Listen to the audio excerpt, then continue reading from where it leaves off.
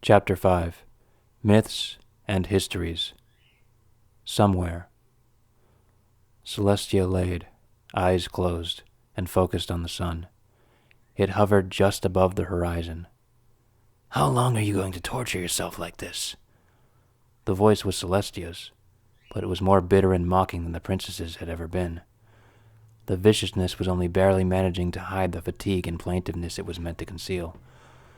This voice belonged to something which was enduring a fatigue inexpressible by mortal ponies. "Who are you trying to impress? This can't be much fun for you, either," the voice whined. Celestia ignored the voice. It was speaking a question she had long ago ceased feeling the need to answer. Eternally, she thought, once again. I will push myself like this for eternity, if that's what must be done. For Equestria, and all my little ponies. All of them. All of them. Her eyes opened, harsh and gleaming. A labored breath escaped her mouth. For Equestria, I will endure.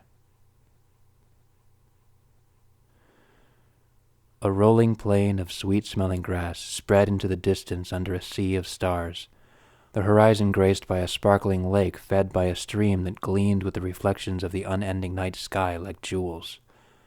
For the first time in many, many years, Twilight Sparkle gratefully sniffed the wind of the field, its revitalizing freshness driving the lingering aches of her recent trauma from her mind. Well, dulling them at least. The unicorn took deep, gulping breaths of the refreshing air, reveling in the contentment and peace that each breath imbued in her, staving off the dark thoughts that loomed in her mind. Somehow she was still conscious of her body, resting peacefully on a sleeper car bed aboard a special priority line to Canterlot. Having royalty around being very useful from time to time. Every breath in the dream seemed to dull an ache or soreness, some of which Twilight hadn't been fully conscious of until she noticed their sudden absence. The whole experience was fascinating. She breathed in and out. It was wonderful, like breathing roses, sea air, and the crisp smell of new snow, all at once. Not the smell, of course, but the experience, refreshing and calming. "Of all ponies that have been, are, or ever shall be, you are most welcome here, Twilight Sparkle," said Princess Luna behind her. Twilight took another deep breath in and slowly let it out. "I feel amazing.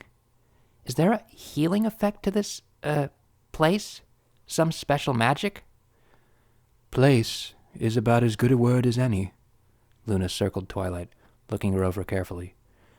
What marks remained from her recent mental ordeal were fading quickly. "This is the field at the heart of dreams. It is a place of serenity and peace, a sanctuary from the many pains of the waking mind. Almost every pony finds their way here from time to time. It is for them, after all." 1,000 questions about the mechanics of this statement leapt to Twilight's mind, but she dismissed them with a rueful smile. For obvious reasons, she knew little about dreams, but she had heard enough about the logic of dreams from Luna to suppress the urge to seek hard and fast rules about how something like this field operated. It was an entirely different type of magic from the straightforward logic of the waking world, an entirely different type of reality, and asking questions as if it were the same often made no sense. Ask, for example, where something or some pony was in dreams, and Luna would give that little smile and reply, "Don't you mean when?" It was maddening. Twilight desperately sought something to say that wouldn't sound silly. Luna had always taken such delight in being knowing. A very interesting phenomenon," she said, lamely, giving Luna an embarrassed little smile. Luna's face was lit with amusement. "If I had any doubt that the Archmage Twilight Sparkle had returned to me more or less intact, it is quieted now." "Don't make fun." Luna stepped up beside her, towering over her in the fullness of her power here in dreams. "That was not my intention, as I'm sure you're aware. It has always wounded me that you could not be here." She looked down and gave Twilight a bright smile. "I suspect you'll quickly become fond of it as I am." Twilight looked out into the twinkling sky. "I would like it better in different circumstances, I think. It's a shame, really, to have such a peaceful dream when everything is so She searched in vain for something meaningful to say that encompassed the whole of her feelings, and gave up. Screwed up. Ah, you've been distant from dreams for far too long, my friend. Luna gave her a thoughtful look. This is one of the true dreams. Any pony can come here if they wish, and the way is known to them. I'll teach you if you like. Don't you think I've had enough problems with teachers lately that... The retort had come out automatically and unconsidered, and its conclusion stuck painfully in Twilight's throat. Think of it as another opportunity to collaborate, perhaps. Would that be better? Luna gave Twilight an encouraging smile. That would please me. I do miss working with you, Twilight. Twilight looked away, her expression pained. One of the rather more annoying side effects of her magically induced psychotherapy was a stark and unsympathetic memory of her behavior up to this point. It was like this. Generally, when a pony goes about making a change in their life through waking means, they can often look back on their behavior earlier and say to themselves, I was being silly. I was still emotional about things. Any pony would have done the same. The gradual transition from one state to another made the memory of one's foolishness more distant and understandable. Sure, it was embarrassing in retrospect, but comprehensible. There was a process of forgiving oneself, step by step over time, that made the knowledge of one's mistakes easier to bear. Twilight, on the other hoof, had put herself through a great deal of mental gear shifting, all at once, and her mind was still trying to sift through all of it. The process kept tossing up little memories that scraped across her mind like a hoof on a chalkboard. For the first time ever, she cursed her precise graphic memory and her mind's ability to make leaps of reasoning, connecting disparate memories and sequences of events with their usual startling clarity and speed. Twilight was learning that she very much preferred not to be the one being startled by it.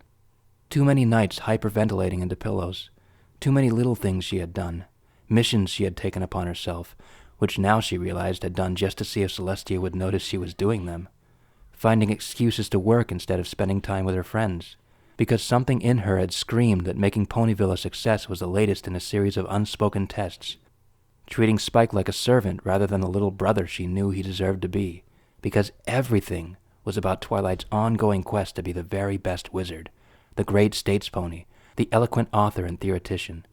All of it,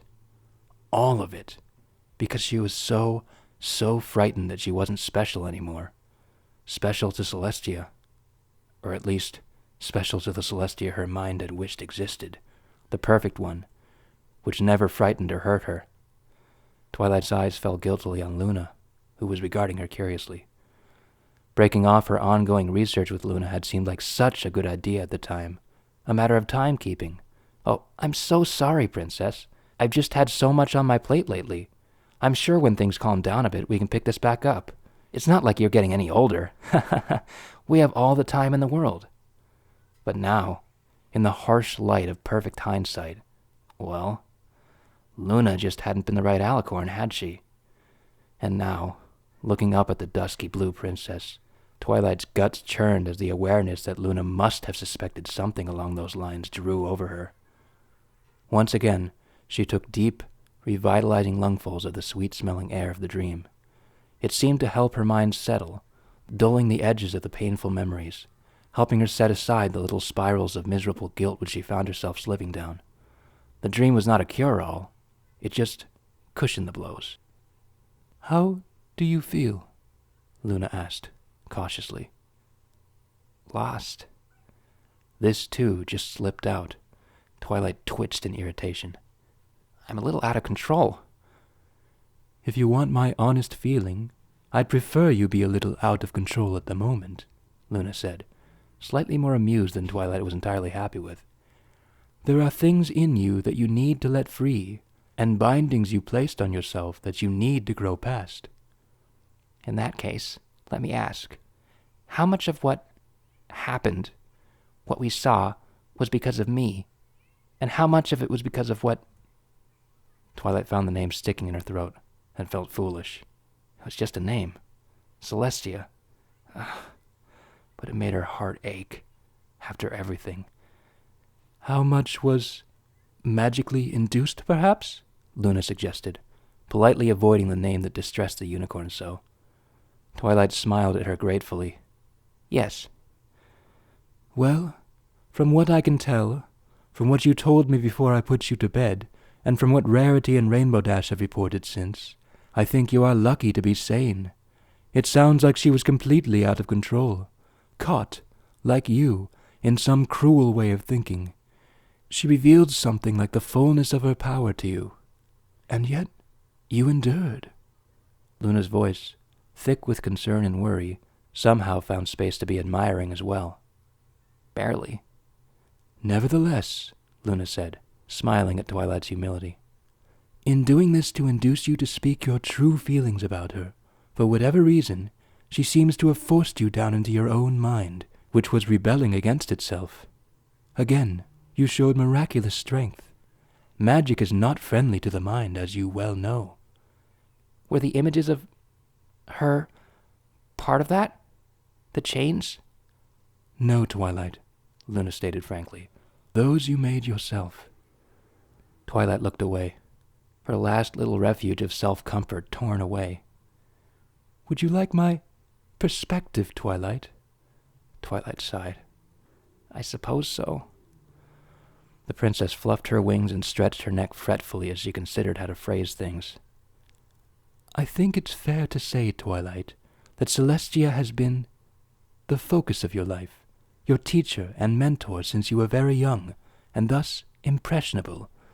And she is truly a wonderful pony, Twilight. She really is, Luna added hastily, as if worried that this was not apparent. But as we have so dramatically explored together, she is not perfect.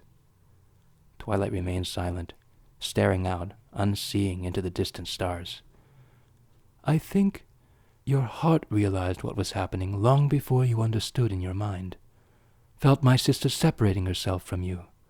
The absence of such an important part of your life, and the legitimate joy you took in being her— Luna paused to give Twilight an apologetic look. Her faithful student. Twilight winced, and Luna grimaced in sympathy. The absence of that made your hurt heart seek to reclaim it. This, combined with your growing sense of loss as your friends' lives became more distant from you, as the alienation grew, so did the obsession with getting back that feeling of being special. That sounds about right, Twilight murmured. Even here in the field, she felt a crush of emotion, shame, embarrassment, anger, sorrow, all warring on Twilight Sparkle's always vulnerable sense of self-worth. Luna sighed. It's perfectly understandable, Twilight. You're hardly the first pony to have a hard time dealing with a relationship souring in this way. Still, I feel like I should have known better, Twilight said, frowning. She hung her head. Some expert on the magic of friendship I turned out to be. If it makes you feel better, my sister didn't see any of this happening either, Luna replied gently. So you're in good company. I think it is one of those situations where neither of you could see the forest for the trees. And of course, my sister has other problems as well. Twilight stiffened. She had been trying to avoid contemplating that.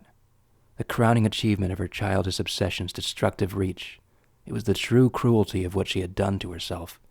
Not only had she had to be so mercilessly shocked out of the cycle of obsessive, self-destructive idolization, but it had taken Celestia apparently beginning to die for her to realize that anything was wrong. The abysmal lack of awareness and contemplation was the deepest wound. Not only had she failed herself, but she had failed the real Celestia when she needed Twilight the most. What is happening to her? Is she— Luna's expression grew grave. She is ill, in a way. I will explain everything I know soon enough, when we arrive in Canterlot. The princess gave Twilight an irritable look. When all of us arrive there. So our friends are still with us then? Twilight said, emphasizing the collective pronoun. Luna had been dead set against anyone except Twilight accompanying her back to Canterlot. Twilight had been equally insistent that they come.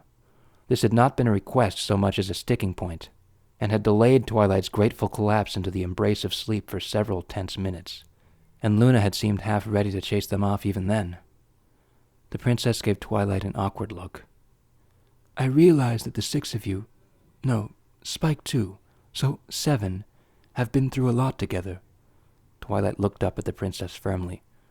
They have a right to know what's going on. They care about the princess just as much as I do." "Do they?" Luna looked down at the unicorn, face unreadable. "Oh, don't be like that," Twilight grumbled, as her treacherous mind answered, "No, they don't. Not even close." Luna sighed again, shifting uncomfortably. "Why are you so insistent they be with us?" "Well, I don't know," Twilight's mind groused. "Because I'm scared out of my mind, not sure what to do, and I need to feel like I have some ponies around that I can trust besides you. Aren't 7 shoulders to lean on better than one? For comfort, if nothing else?" "The comfort of companions can be as much a hindrance in crisis as a help," Luna said primly, "distracting you, making you act less decisively, tempting you to consult when you should act." Twilight covered her mouth with a hoof. "Was I speaking out loud?" Luna gave her a thin little smile. "Is this to do with dreams? Are you reading my mind somehow?" Luna looked out at the stars. "No, Twilight. I just know you." "I'm glad to know I'm so predictable," Twilight huffed. The princess sighed. "Forgive me. In truth, I am being selfish. The things that will be discussed do not reflect well on me, and I don't want every pony I care about hearing them. I don't really want you hearing them. In fact, to be perfectly honest, I'm not entirely sure I want to say them at all." As she spoke, her voice grew louder and less controlled, her discomfort apparent in every word. The princess seemed to realize this, and took a moment to compose herself again before looking down at Twilight, her face proud for all that resignation lurked in her eyes. "But needs must," she finished gravely. Twilight gave the princess a sympathetic smile. "Whatever happened, I sincerely doubt that your friends won't support you, Luna." The princess's expression remained forlorn and lonely. "They are your friends, you know. Don't insult them by doubting it." "I know," Luna replied, distantly. "But I beg you, allow Luna to be Luna, and let her have her pride." She turned to Twilight, looking about as bashful as she ever did. "Even if it is a fool's pride." "I suppose I'm not in a position to be critical of any pony's character," Twilight admitted. "Possibly not," Luna mused, with a little grin. Twilight, feeling that she had some ground to make up, gave Luna an earnest smile. "Luna, I appreciate what you did for me." "No, Twilight, you do not." Luna's voice was firm and definite, but not unfriendly, much like a parent explaining to a child that the broken clock on the floor had been her grandmother's and was going to be difficult and expensive to repair. "But, looking forward to the immediate future, it is important that you do understand, I think, what I did for you. There is no real word for it. It is something I would hesitate to do to any pony. The necessity of what I did grieves me." "Wait, do to?"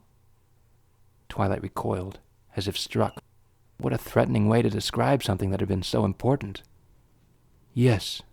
Luna looked back at Twilight over her shoulder in a wary sort of way that suggested she expected Twilight to get angry with her. "There is a somewhat penetrative aspect to all of it.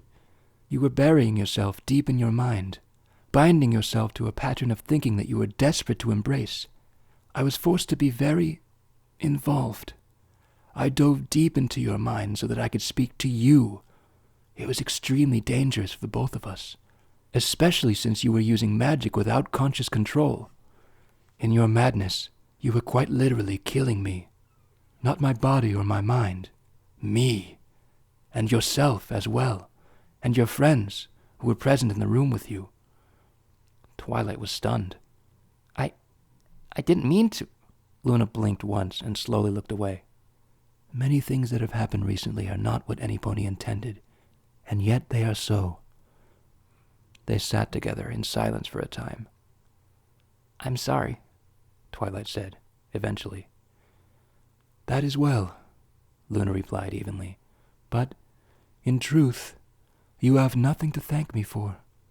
I did what I had to do, for my sister's sake, and yours." The princess looked awkward suddenly, in the way she did when she was tearing an admission out from underneath her terrible pride. "And my own." "What do you mean by that?" "I invite you to consider why I would, without hesitation, willingly expose myself to every mental defense your extremely capable mind could create for me, to save you from a nightmare of your own creation." She trailed off, letting the emphasis sink in. Behind her, in the sky of the dream, an image of a purple hoof reached out of a swirling vortex of rainbow-colored light, which seemed to cut a little hole of light in a roiling hell of non-color. A dusky blue hoof shod in silver shoes, straining against tendrils of darkness that strove to reclaim it, reached out as well, trembling. Twilight stared as the hooves touched, and a bright burst of multicolored light drove the darkness away, eating at it like fire burning paper. Twilight stared up at it. "I don't remember anything like that." "I know you don't." Luna's face was sad now. "I wish you did. You showed exceptional courage and fortitude, as you have again in the last few hours. It always pains me to see you doubt yourself. I think it a shame you are robbed of one of your greatest moments." Twilight didn't know what to say. "And I have faith you will impress me once again, as we work together to help Celestia." Twilight had expected the name, spoken aloud, to refill her with the lingering dread that had lurked in her heart since she had been forcibly recalled from her mind. Everything had seemed so out of control, so screwed up, that she despaired of there being a real solution. Half of her expected Luna to be taking them to something like a funeral. To her brief surprise, though, she only felt a momentary flicker of unease, which passed like smoke in the wind. She wasn't sure if it was the sedative effect of the dream, or just the general mental unclenching that had been slowly taking place speaking to Luna, but there was a glimmer of hope deep inside her. Its uniqueness stood out as precious in the void, making the darkness seem less impenetrable and all-consuming. "We can help her, right?" Twilight asked, more to confirm than to query. Something in her was beginning to refuse to believe there was nothing left to be done. "Help her?" Luna looked to the unicorn's determined expression and smiled wryly. "We need to figure out what's wrong with her first." Twilight rolled her eyes. We don't even know that?" "Of course not," Luna chuckled. "Of course," Twilight agreed. They automatically broke, as one pony, into familiar, harassed grins of put-upon professionals diving into yet another hopeless case. The smiles faded quickly, though, as their flippancy turned bitter on their tongues. There were some hurts levity just couldn't diminish. The two sat together, awkwardness filling the silence. I feel like... The two spoke at the same time, surprising each other. They looked at each other in embarrassment. "Speak, please," Luna said. "I feel like there's something left for me to do yet," Twilight said.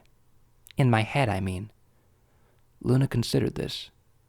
"A great deal, I suspect." She looked at Twilight with a curious expression. "Do you have a feeling, perhaps, that suggests what it is?" Twilight shook her head. "Everything's still so screwed up in my mind," she said. "I feel like I'm having 20 thoughts at once." "I'd be surprised if it weren't at all screwed up, dear Twilight." Luna gave Twilight an affectionate nuzzle.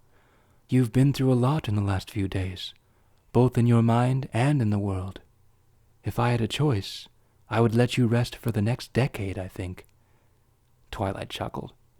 "We don't all have your longevity, Princess." "That I know, all too well," Luna replied, her features strained. "It is a shame, because I know how long it can take for some hurts to heal fully."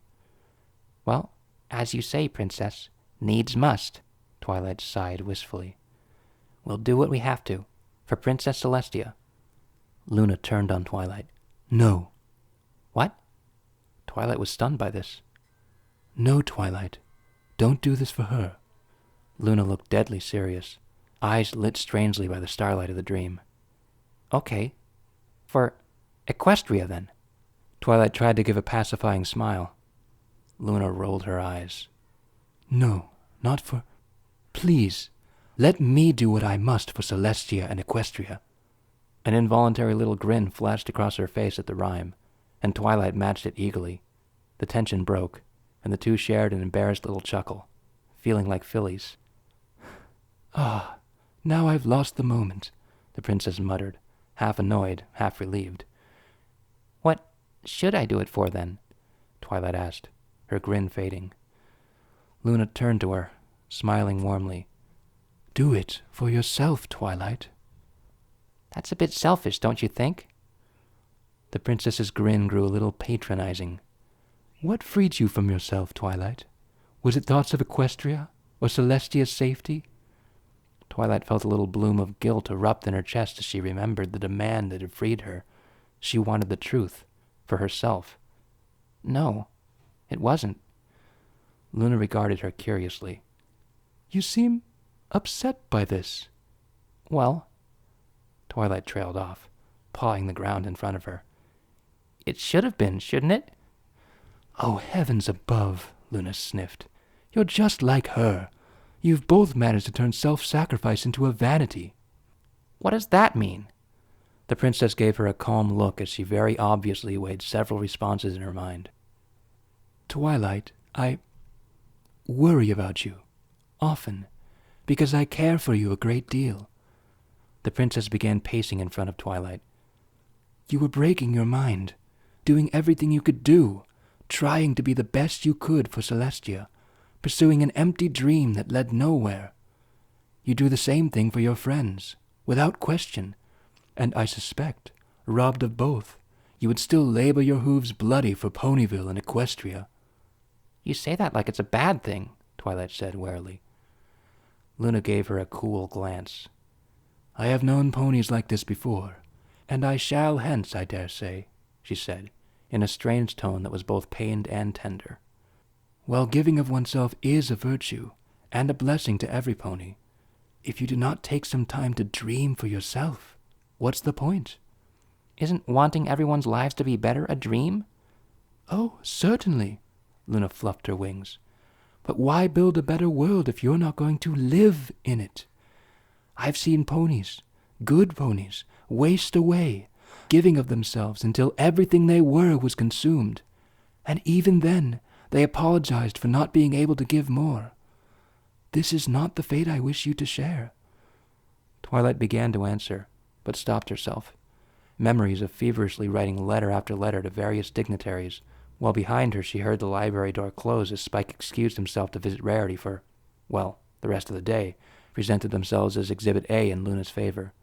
And there were several alphabets full of similar exhibits lining up right behind it. She shook her head. So you want me to be selfish?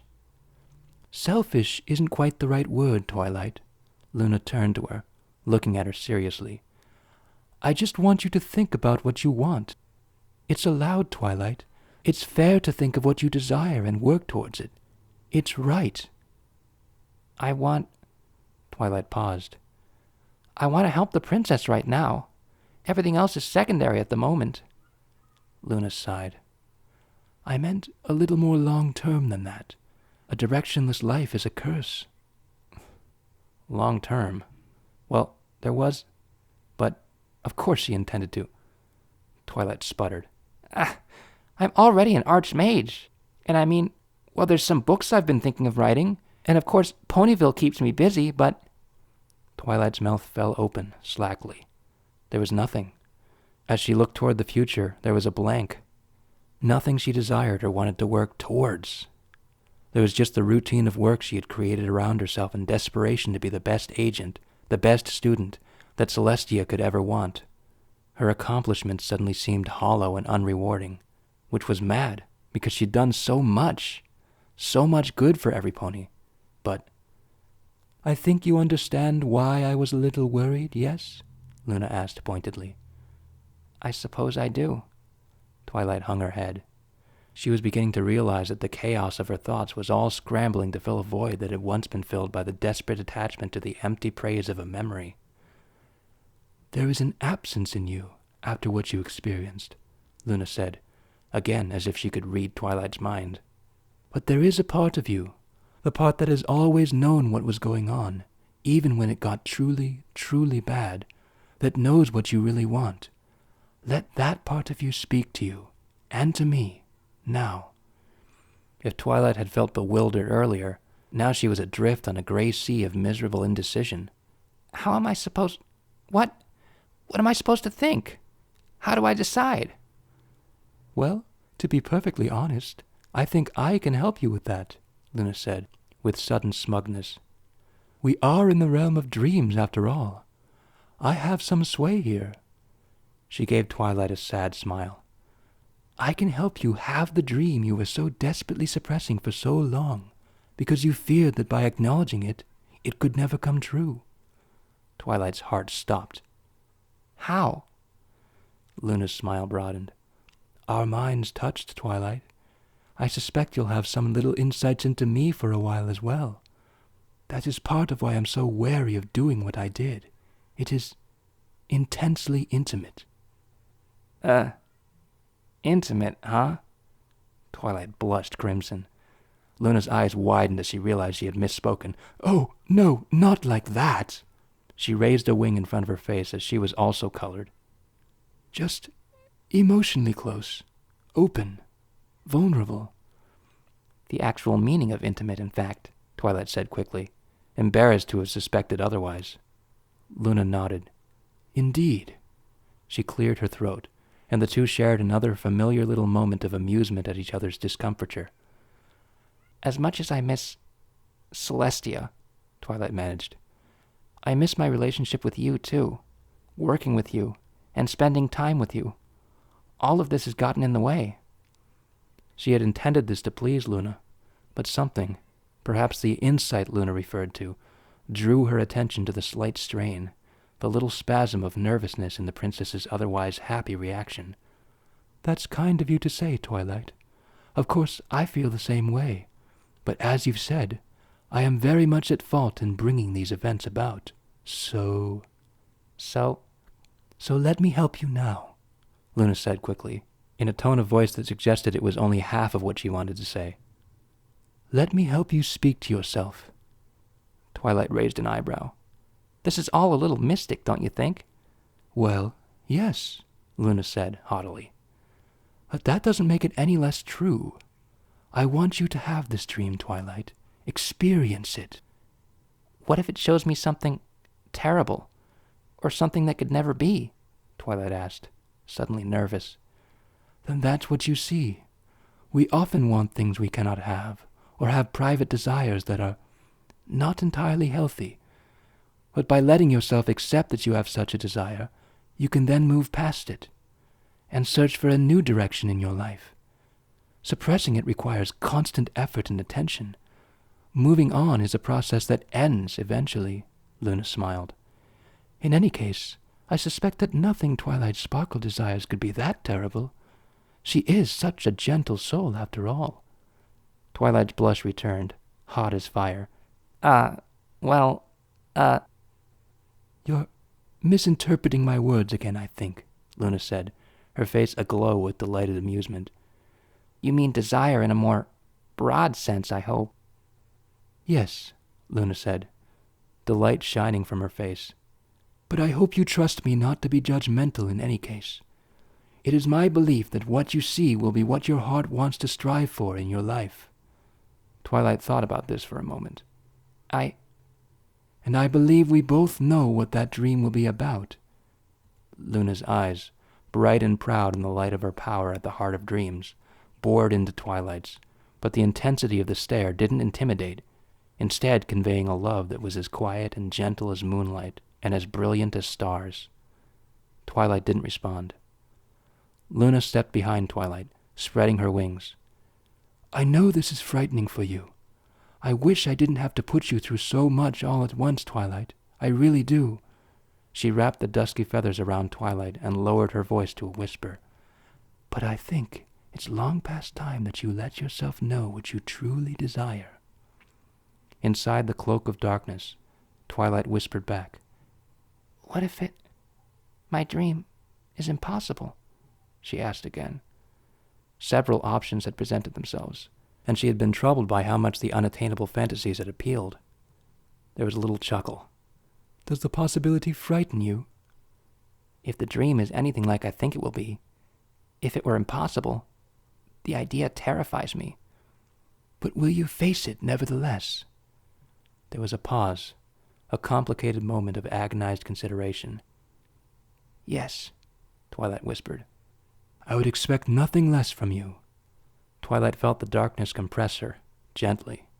It was a warm and friendly feeling, like being hugged while wrapped in a blanket on a cold night. "Now, just relax and dream." It was like falling slowly backwards into a warm bath, comfortable and relaxing. Her mind quiet, Twilight Sparkle let herself dream the dream so precious that she had not dared to let it be dreamed, until now. It wasn't so scary after all, and the tea was rather good. Was the sun supposed to be this hot? Yes. Yes, it was. That was the point, wasn't it? Yes. Your heart just isn't in it anymore, Celestia. Just relax, okay? You're scaring me. Be quiet, Celestia demanded. She immediately cursed herself for rising to the nagging voice's whiny little barbs. This is just a bad time. Things got a little out of control. Once I regain my focus, I'll be... She trailed off, the lie souring in her mouth. Everything will be fine. She cringed internally. Not much better. Is that so? There was another silence, notably lacking a mocking little snicker. Well, I suppose you'd be the one to know. Behind closed eyelids, Celestia rolled her eyes. Just leave me alone, will you? That's a strange thing to ask of me, don't you think? Celestia's lip curled into a sneer. Strange it may be, but that didn't make her wish it any less.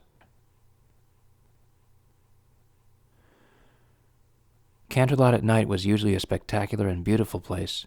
Its tall towers and walls seemed to glow under moonlight, making the darkness luminous and silvery, where in the day the palace was gleaming and proud, the grandeur and history of the place seeming to leak from the walls.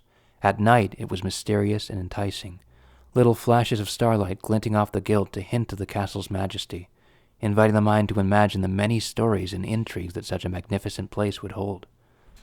That night, though, clouds hung low over Canterlot, threatening rain. A chilly wind for summer blew across the palace grounds as the prowling figure of Luna, barely visible in the gloom, led the elements in spike towards the distant academy grounds. Every pony lost in their own thoughts, which, if Twilight guessed right, had a lot to do with her state of mind, if their little sidelong glances were anything to guess at. Even Pinkie Pie was unusually subdued, only giggling and making shadow puppets very occasionally. For herself, well, she had a lot to think about, so the silence was a blessing in her mind if nobody else's. The dream had awoken her in a way, as Luna predicted. It focused her thoughts on a goal, an objective. Immediately after the experience, Twilight had been eager and joyful. It had seemed close then, and not just possible, but downright probable. Luna had politely endured the unicorn gushing, the princess's face mysterious and unreadable as ever, but in an amused sort of way. Now, though, in the cloying gloom of this night, listening to the howl of the wind amongst the shadows of her old home, the afterglow of that joy faded quickly. Doubt found a way in, snuffing hope and quenching enthusiasm, and where those warm thoughts were suddenly absent rose painful memories and her ever-present, biting feelings of self-doubt. So while she was no longer being driven to distraction, lost in a cloud of guilt and humiliation, the destination she now sought seemed to be at the end of an ever-lengthening road. Man, is it just me, or is it really creepy here? Spike asked, looking around warily. The sound of his voice, so deep now, made Twilight stir from her rumination. I don't remember it ever being like this, in all the years we lived here. Well, we weren't exactly out much, Twilight observed, especially when the weather got bad. We usually stayed up in the tower, or went to see Princess Celestia. Her voice only faltered a little. The little gaggle carried on, passing through tunnels, under walkways, and through hedges. Luna stalked at the head of the procession, her expression unreadable, eyes glancing here and there, although what she was looking at, or for, no pony could guess. I'm a little confused, Applejack whispered to Twilight. I would have thought that if the princess was laid up at all, she'd be up in her rooms in the palace. Twilight gave Applejack a sheepish look. Well, to be honest, I've never seen or heard the princess being hurt or sick, so I really have no idea. Not once? In all your time here? Rarity whispered, disbelieving. Well, she is the princess, Rainbow Dash hissed from above them. Who knows how she works, really? No pony does, Luna said, not turning around, taking everyone else by surprise. Not even I. That is part of our crisis. They rounded a corner and approached a gate, which was heavily guarded by both Celestia's golden armored guards and the black and blue liveried ponies of Luna's personal soldiery. The latter bowed deeply as she approached, while the former gave her courteous salutes. She smiled briefly, and a golden armored unicorn unlocked and opened the gate, allowing the party to pass through. No pony else is to enter, Luna called back to the guards as they passed in the distance. There was a distinct cry of, Yes, my lady, and some poorly suppressed snickers from the golden armored guard ponies at their colleagues' expense. Whoa, that's some serious security, Dash said. Her eyes were scanning the sky. There's at least 16 Pegasi up there. You can see that many of them? Luna frowned. I shall have a word with the captains. Twilight peered around her, lost in memory. All of Canterlot Castle was more or less familiar to the unicorn, having wandered these ways since she was a filly. But she was in some seriously nostalgic territory now. Just up ahead was that little side path leading to... Here we are, Luna declared. The ivory tower Twilight had occupied for so many years. Twilight stared. Whoa, no way, Spike exclaimed excitedly. We haven't been here forever. Twilight galloped up next to Luna. Do you know? Yes, Twilight. In fact, I know just a little bit more than you, Luna said, a hint of her sly humor peeking out through her solemnity, just for a moment, before being buried again. The 8 figures strode up to the lonely tower, which stood proud from the small sitting gardens around it. More armored guards were present here than Twilight had seen in one place, even at diplomatic affairs, standing around looking tough, keeping a wary eye on the little group of ponies. Twilight shuddered. Seeing the guards, grim-faced and powerful, surrounding the tower in the gloom of this fearsome night, clashed jarringly with her memories of the peaceful sanctuary from her youth, and she felt a little pang of loss as another little vestige of that innocent joy was consumed by the terrible events of the last few days. Luna stepped forward and greeted the detachment commander imperiously, exchanging a brief, muttered discussion that seemed to annoy the guard intensely. He galloped off in the direction of the gate, barking orders the whole way. Luna motioned to the elements and led them into the tower, Twilight taking a moment to look at the doorway and sigh wistfully. Luna waved her head gently, and the candles flared to life around them, the flames burning blue for just a moment as her magic kissed the wicks. There had been some changes recently. I love what you've done with the place, Spike said. The tiled floor of the entrance hall had been torn up, the tiles neatly stacked against the wall. Where they had been was a huge section of finely finished basalt, black as a night sky dead of stars, smooth as finest brandy. At its center, where, Twilight recalled, a rather nice wine carpet had been, was a broad, round stone inset into a ring, both of a pale gray stone. This ring was inlaid with runes, which under Twilight's eye throbbed gently with lingering magic, but the real sight was the inset circle, which was decorated with a brilliant mosaic of brightly colored stones, depicting the sun setting behind a much older Canterlot, not quite so bedecked with spires and towers as it was now. It was stunning. The workmanship was so masterful as to be unreal, the pieces fitting together so closely that some pony could be forgiven for believing that each beautiful section of color had been hewn from a single stone. All the ponies looked at it in awe. Do you like it? Luna asked the ponies, who stood wide-eyed around the mysterious stone. The princess spoke in a much smaller voice than she probably intended. It's beautiful, Rarity gushed. I can't imagine why any pony would hide it like this. Every pony in Equestria should see it. Her eyes were alight with the wonder of some pony who not only appreciates beauty, but has the knowledgeable eye of a true expert beholding a masterpiece, a triumph of the discipline. Luna smiled proudly. I made it for Celestia, long ago, before the nightmare. Spike stared at it hungrily. You have a good eye for stones, princess. What is it? Twilight asked, stepping forward. The rune work on the ring was fascinating, like nothing she'd ever seen before. Luna looked to the door and windows, satisfying herself that she was not being observed. It is a door, of sorts. Seal, perhaps, is the better word. Below, Celestia awaits us. Twilight was staring. She had no idea this had been here. Princess Celestia had never mentioned it, and despite being very obviously magical, she'd never sensed the presence of anything during her years of self-imposed, more or less exile in the tower. She actually felt a little embarrassed about that, and apparently looked it. Luna gave her a sympathetic look. Don't be upset. Being difficult to find is part of its magic. Still, you'd think the princess would mention something like this, Spike declared. A shadow passed across the face of the Princess of the Moon. I suspect it will soon become apparent why she would not. Twilight Sparkle, stand over there. I shall require your help. The unicorn and alicorn took positions on opposite sides of the stone seal. Luna gave Twilight some instructions that were completely incomprehensible to every pony else, but perfectly routine to the archmage, who smiled and nodded eagerly. With strained faces of intense concentration, they removed the seal from the runic ring, turning it back and forth carefully, as if having to navigate physical barriers, although the sides were perfectly smooth. When they let it fall from their magical control, it seemed to float a half-meter or so above the basalt tab, to general astonishment. Spike reached out and gave it a gentle push. It moved slightly, slowing to a halt with unusual haste. The movement seemed distorted and unnatural, and even he, a magical creature himself, and furthermore a witness to many feats of strange and uncanny magic, shuddered and looked at it warily. Applejack peered inside the ring.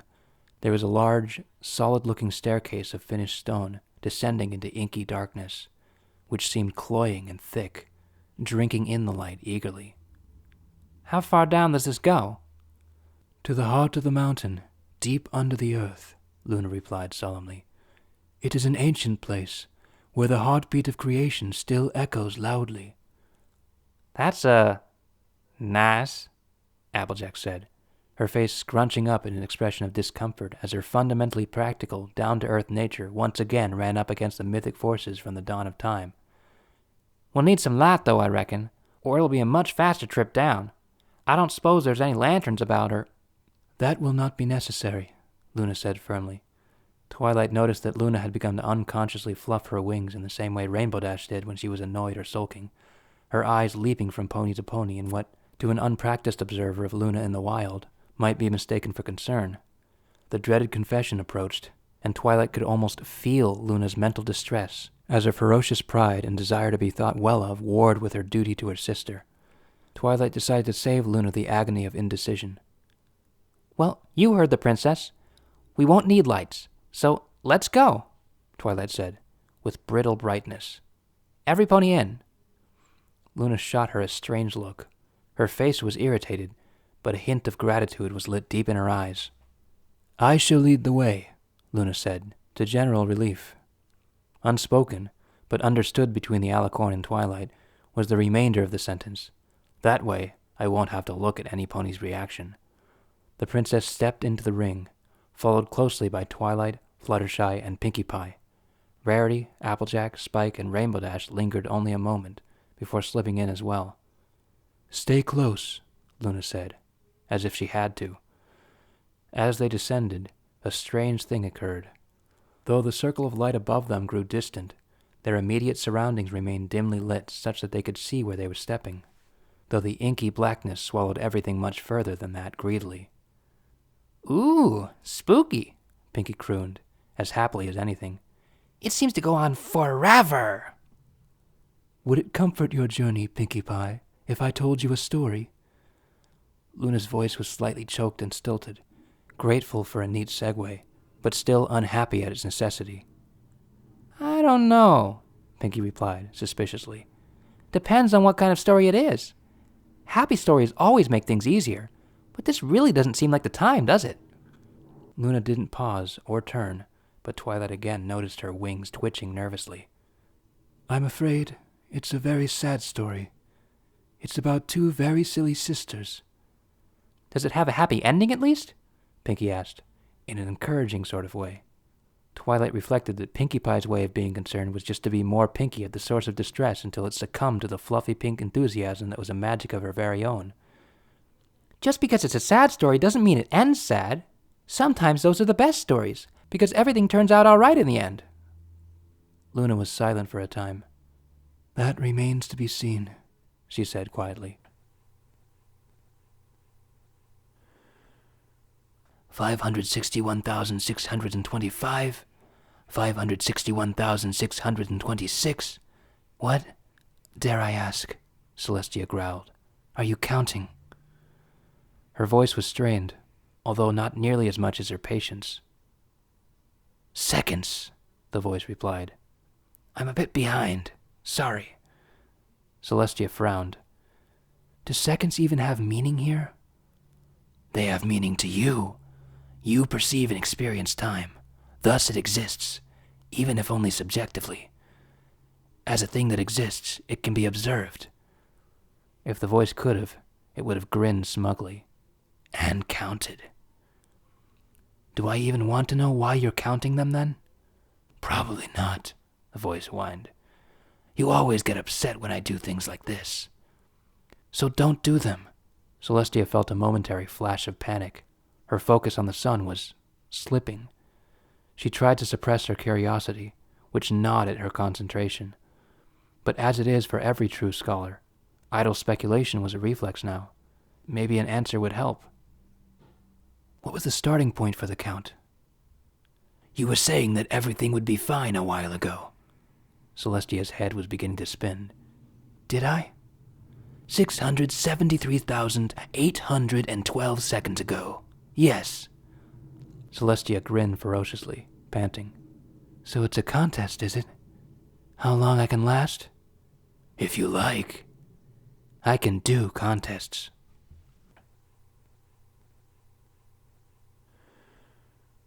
Stories in the dark. In ancient times, my sister and I came into being. Even we have never known the reason or nature of our existence. We remember being, and that is all, though we have often tried to divine the nature of our birth. Luna spoke with a grand voice of some pony reciting ancient lore, heavy with the weight of history and circumstance. The exaggerated tone of gravity protected her a little from how personal it all was to her. To Twilight and the rest of the group, of course, it was something like mythology and history rolled into one. And even now, the scholar in Twilight thrilled to hear the tales straight from the lips of some pony who had actually been there. The darkness around them grew airy and light, slowly becoming a landscape, coming into focus. The ponies now seemed to be walking in a snowy scrubland amongst the foothills of distant mountains, which lay back and grim on the horizon. The sky was the lazy gray of midwinter, and the air smelled strongly of crisp, new snowfall. "Just keep walking," Luna said, setting aside the expansive tone for a moment in reaction to the other ponies' stunned reactions.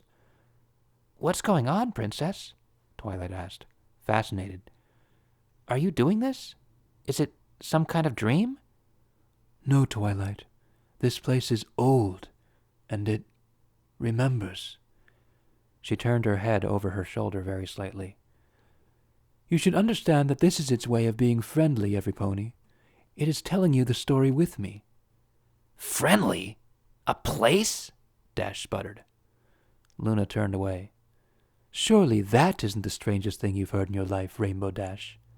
She cleared her throat and resumed the tale, her voice drawn back into the grand voice of the storyteller. "It was a time of disharmony. Chaos and anarchy ruled existence. The pony nation of Equestria, so recently united by the three great heroes, the unicorn wizard Trifolium Celerti, Flosculus the Pegasus, and Morbi Crustulum the earth pony, was falling into internecine conflict, with war threatening to break out between the three tribes once again. So the first to come was the sun, the bright beacon of unity." Off in the distance, a bright light suddenly erupted from the tundra, flaring outwards from a cleft stone, growing brighter and more intense with every passing moment, driving away the gloom and melting snow around it so fast and hot that steam rose in great plumes. "And so, Celestia, the Princess of the Sun, came to be." The distant light erupted into a burst of golden light. The ponies had to shade their eyes from the brightness. Even so shaded, Luna and Twilight's sight beyond sight showed them the beautiful, pearlescent streams of primal magic swirling around the newborn creature.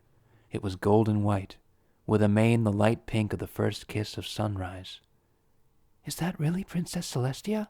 Fluttershy asked, awed. "She looks so different." "Yes," Luna said, quietly. The newborn Alicorn filly, little smaller than a grown mare, shook her head and looked around in a disconcertingly intelligent way. The ponies had the very distinct impression that she knew they were here somehow, and that she not only knew who they were, but why they were there. This perception was enhanced by a knowing little smile it gave to their general direction as the scene passed.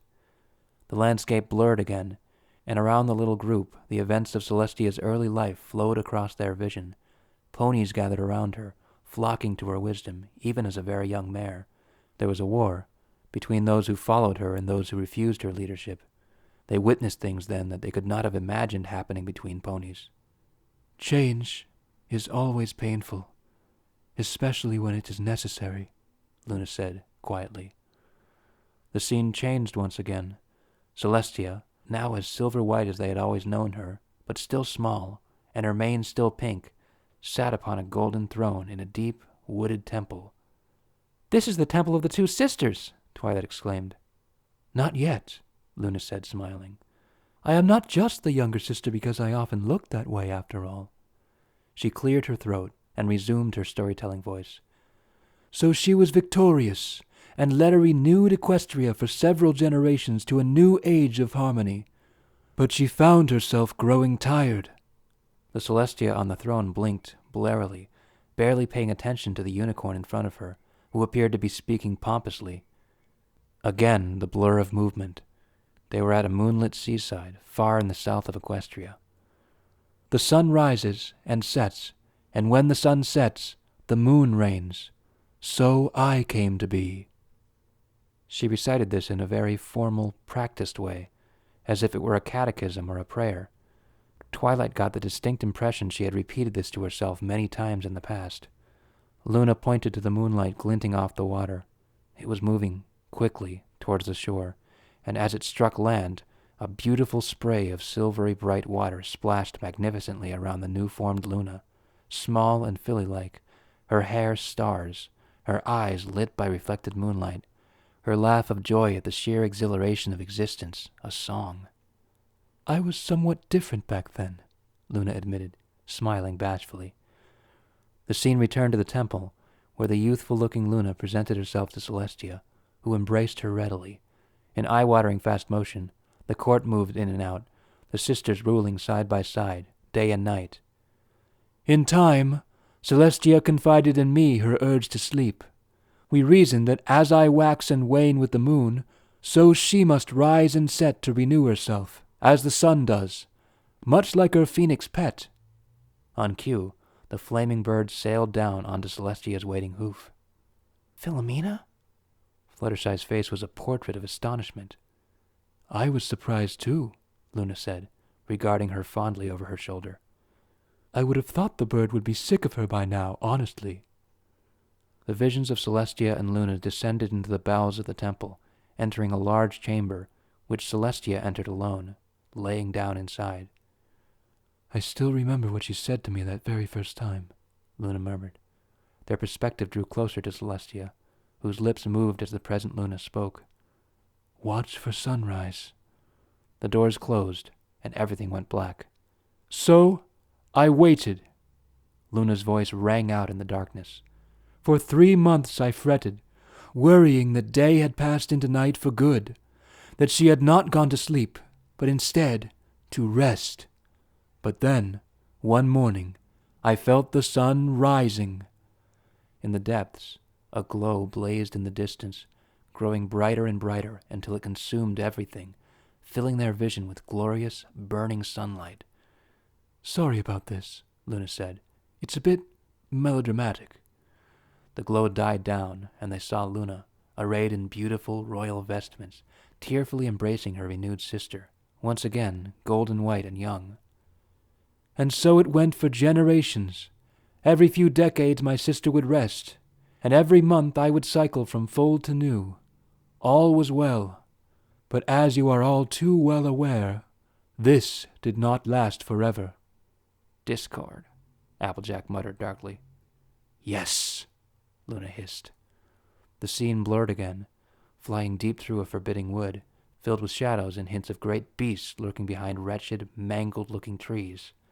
This was the great-grandfather of the ever-free forest, wilder and more brutal than even that dark place could ever dream of becoming. A familiar cackle of insane glee wound around them.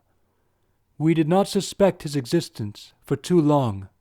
He was the cause at the root of the sorrows that had plagued the 3 tribes so, before my sister and I arrived. As we ruled over Equestria, he worked in secret against us, unleashing monsters and evil magic to plague our reign, spreading disharmony and terror as he saw fit. You've seen his handiwork, the manticores of the Everfree Forest, for example, and the griffin race. The griffins were made by Discord? Rainbow Dash exclaimed, angry shock dripping from her words.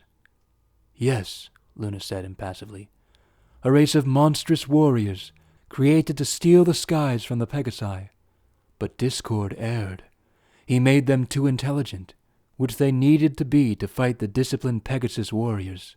And the Griffins were proud. Ultimately, towards the end of the war, Celestia was able to convince them that life as Discord's slaves demeaned them. One of her better diplomatic coups, I must say. I had no idea, Dash said, awed. Few do now, Luna remarked, even among the Griffins. It was a secret that will soon be lost, because too few are willing to bear it. She paused. It goes without saying that this is probably something you ought to keep to yourselves. Yeah, no kidding. So, we finally found out about Discord's existence, and began taking action against him.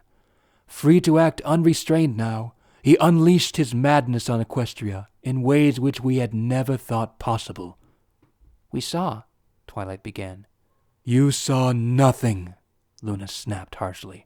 Fire sprang up around them, burning every imaginable color, but it was a disturbing and malevolent thing, pure evil.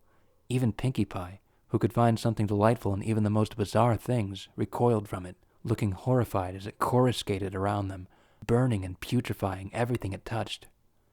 Beyond the wall of flame, they saw ponies at war with demons and monsters defying description, hideous, insane beings of unreality, their existence an insult to sanity. The sounds and smells of battle were an oppressive, almost physical force, pushing down on them. The war consumed our attention, but rather than binding us together, it wore on our relationship. We drifted apart. We disagreed more and more often about strategy, about potential solutions, about priorities. Celestia insisted there was a magical solution to Discord's existence, that he represented a fundamental force that had to be balanced. I was of the opinion that he was just a powerful enemy to fight, with hoof and wing and magic. Before the ponies, the 2 sisters faced each other, looking combative. Behind Celestia was a wizard Twilight recognized as Fireheart the Old, while beside Luna stood the legendary eye-patched unicorn knight, Starlight Chaser, her gunmetal armor gleaming. The sounds of battle increased in volume, becoming an ear-gnawing cacophony of sound. Above them, a thunderhead gathered, lightning flashing inside it ominously. And then Celestia fell. Luna choked. Light streamed above the din of battle, blue and pink and sickly green. The serpentine form of Discord swirled in the air, larger than the elements remembered, cackling insanely. Luna and Celestia dived and whirled around him, blasting him with powerful magic, which seemed to do little except amuse him. As Celestia flew around Discord to take another pass, the beast lashed at her with a claw wrapped in horrible energies, slashing her brutally and sending her plummeting to the earth. The Luna of the past screamed in terror and dove after her, Discord laughing triumphantly. The terrible scene faded away, the mad laughter clinging to their minds. The great snowy waste where Celestia had first appeared spread around them, covered with the clutter of battle, broken pennants, shattered weapons, battered armor, dead friends. The memory of Luna, wrapped in a black cloak, stood alone in the distance, the wind pulling at her forlornly. For 3 weeks I waited, hoping against hope that she would return, and my faith was rewarded. The distant figure reared up as a blast of sunlight appeared at her feet. Celestia, reborn, stepped forward, carrying a pair of crowns and gorgets in her magic which seemed very familiar. "The elements of harmony!" the ponies cried. Yes, she returned from wherever she goes, bearing the elements, and with them we sealed discord and restored harmony to Equestria, for a time.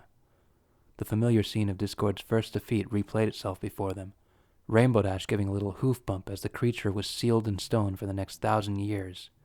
The sisters stood before them, looking at the stone statue with satisfaction.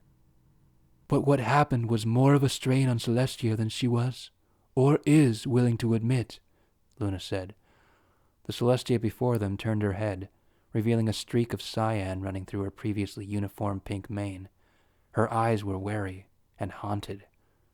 The scene blurred again, revealing the court of Canterlot, filled with noble ponies in ancient costume. Luna was standing before Celestia, magic roiling around her as she shouted and raged, Celestia looking down on her with queenly dispassion. Luna began, watching her past self scream her fear and anger. I was terrified. I was afraid something had happened to her. Some corruption had leaked in. I wasn't totally alone. There was a split, politically, between the night and day courts that had arisen during the war against Discord. Fights broke out. I acted rashly. I demanded she return to sleep, to recover. She ignored my concerns out of hoof, insisted everything was fine. Luna stopped walking. The rest of the group stopped behind her, sensing that Luna was struggling internally, watching the argument between herself and her sister rage silently in front of her. Weird dream stuff boiled around the memory of Luna, terrifying the ponies around her, lashing out at her loyal knight Starlight Chaser as the Princess of the Night drove herself berserk with fear. I was so foolish, Luna whispered, huskily, hanging her head. Fluttershy, with a little of sympathy, broke from the group, head held proud in a way that suggested she was forcing down fear, but face gentle and sympathetic. She stood next to Luna and nuzzled her, timidly at first, but with greater confidence as Luna did not shy from her touch. Thank you, my friend, the princess murmured. She cleared her throat and lifted her head, forcing her voice into the facsimile of the storyteller voice she had been using until now. The ponies resumed their downwards journey. In the end, as you know, the moon refused to give way to the sun. Luna closed her eyes and looked away as the scene faded, showing only Luna, howling with rage and terror, being consumed and polluted with the dark power of the nightmare. Blackness surrounded the ponies for a time as they descended, their footing somehow instinctively sure without even sight. When I returned, Luna said, eventually, saved by 6 of the bravest ponies I have ever known, I was stunned to see what had happened to Celestia. She stood before me, transfigured, completely unlike the pony I had known so long ago. Light again surrounded them. The tall, pillared walls of Canterlot spread in every direction. Luna and a much more familiar Celestia, pale white coat and billowing multi-hued mane, walking down the endless hallway. Luna looked fearful and chastened, Celestia much more serious and anxious than any pony had seen save in the last few days. My sister explained to me that things had changed in my absence. She claimed to have transcended the cycle of rising and setting, and become the eternal sun of Equestria, Luna said.